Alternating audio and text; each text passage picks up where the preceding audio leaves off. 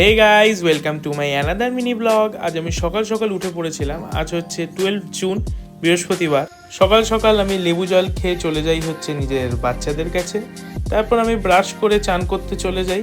চান করে এসে নিজের ব্রেকফাস্টের তরিঝই তৈরি করে ব্রেকফাস্ট রেডি করে ফেলি।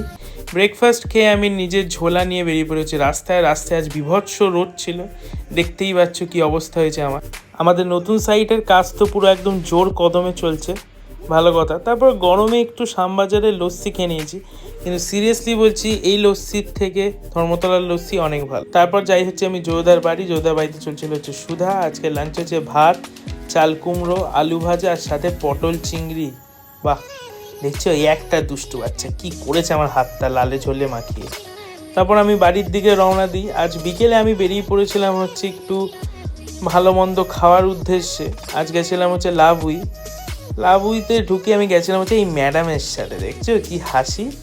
হ্যাঁ, পিৎজা দেখে ম্যাডামের হাসি থামছে না, আলাদাই ব্যাপার।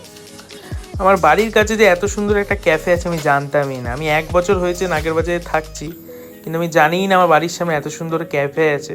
ক্যাফেটার অ্যাম্বিয়েন্স খুব সুন্দর। ভালো মন্দ খেয়ে দিয়ে ভুঁড়ি বেরিয়ে গেছে, তাই একটু ঢুকিয়ে দিলাম ভুঁড়িটা। এই ম্যাডামের নাম হচ্ছে অন্নির সাথে আমার পরিচয় আজ থেকে 1 বছর আগে সোশ্যাল মিডিয়াতে।